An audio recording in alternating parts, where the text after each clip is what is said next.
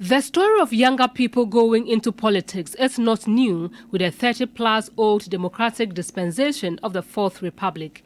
With over 57% of the country's population under 25 years, according to the Ghana Statistical Service, it stands to reason the political space would be inundated by the youth. And the 2024 parliamentary election promises to be one heavily contested by younger people. A number of younger persons have either declared their intentions to contest parliamentary seats or picked up forms where nominations have been opened. Names that have come up include General Secretary of the Ghana Medical Association, Dr. Titus Bayo, Director of Communications at the Presidency, Eugene Ahin, and former Deputy Information Minister, Felix Ofosu-Kwakye. Actor John Dumelo, who is seeking a second coming, would contest his friend Fred Nuama for the Ayawaso West Wuogon NDC ticket. For the first Deputy Speaker of Parliament, Joseph Osei-Wusu, it is good to have younger people in politics and, for that matter, Parliament, but he is worried about their intellectual and social capacity to being political officers. Sometimes the parties even go out to recruit people who have not demonstrated that they have the intellectual and social capacity to be public officers. Because they are popular, they can win the seat. That appears to be the only consideration that parties give to people who are going to contest the seat. He says the political parties are sometimes to be blamed. The parties would have the responsibility to groom people before they become representatives here.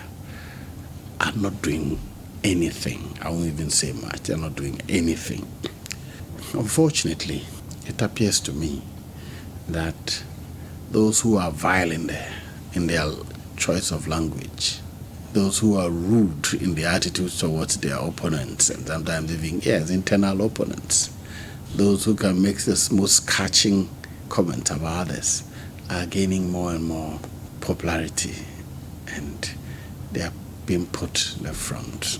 The Bekwai legislator says if indiscipline is not kept now, the next 2 to 3 parliaments could turn into a boxing ring.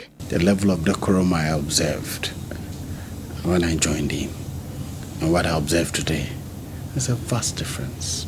If you ask me, it is a bad reflection of young people coming to the chamber. I'm afraid that if we don't curb it now, in the next 2-3 more parliaments, we will not have a parliament, we'll have a boxing ring. Other MPs also indicated the need to have a blend of the experienced and younger MPs. The young people are learned, they have energy, and the older people have also gotten experience. And so I think that if we have a bit of old people, a bit of young people put together, we will always have a very good parliament. The Speaker of Parliament, Alban Bagbin, recently stressed the need for the country to focus on getting the right human resource to lead, or it will remain underdeveloped. The question remains, what may be driving many young people, most of whom with decent jobs, into politics? Is it a case that they truly want to serve the people, or there is something else? One can only wait and see.